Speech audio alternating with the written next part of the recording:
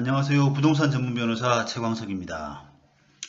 오늘은 재소전 화해가 건물 임대업에 많이 활용되고 있는 이유에 대해서 이야기 나눠보겠습니다. 저는 서울에서 건물 임대업을 하고 있습니다. 주위에서 세입자 명도 문제 때문에 재소전 화해를 많이 활용하고 있는데, 재소전 화해가 구체적으로 어떤 효력이 있고 또 건물 임대업에서 어떻게 활용하는 것이 바람직한가요? 라고 하는 질문입니다. 먼저 재소전 화해가 무엇인지 좀 알아볼 필요가 있는데요.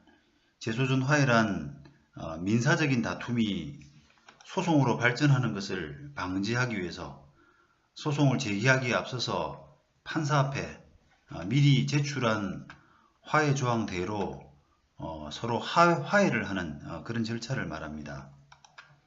이처럼 재소전 화해의 원 제도는 당사자 간 민사 분쟁을 보다 경제적이고 신속하게 해결하기 위해서 도입된 제도입니다. 하지만 실제로는 이 같은 제도 본래 취지보다는 이미 당사자 간에 성립된 그 계약 내용을 법원의 조서 기재를 통해서 판결의 효력, 다시 말하면 기판력과 집행력 같은 이 판결의 효력을 얻기 위해서 활용되고 있는 것이 지금의 현실입니다.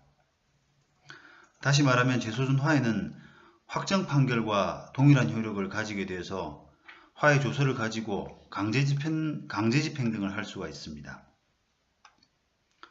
더구나 재소전 화해에 강행법규 위반 같은 실체법상의 하자가 존재하더라도 재심사유에 해당되지 않는 한 여전히 재소전 화해는 유효하기 때문에 합의된 내용을 더욱 공고하게 하는 그런 차원에서 많이 이용되고 있습니다.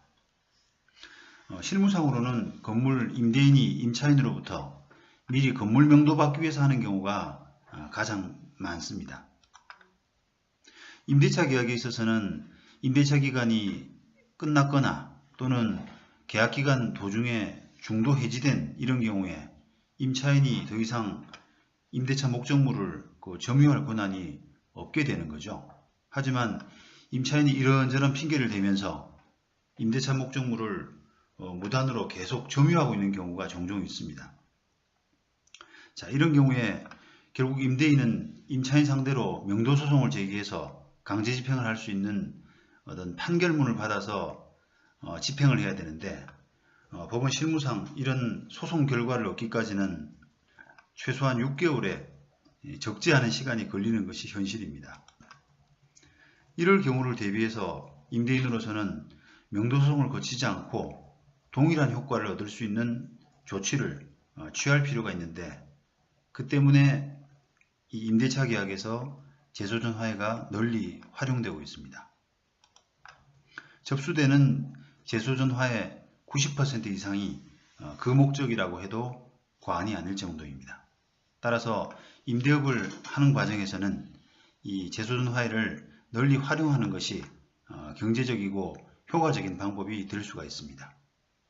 이상으로 부동산 전문 최광석 변호사였습니다. 감사합니다.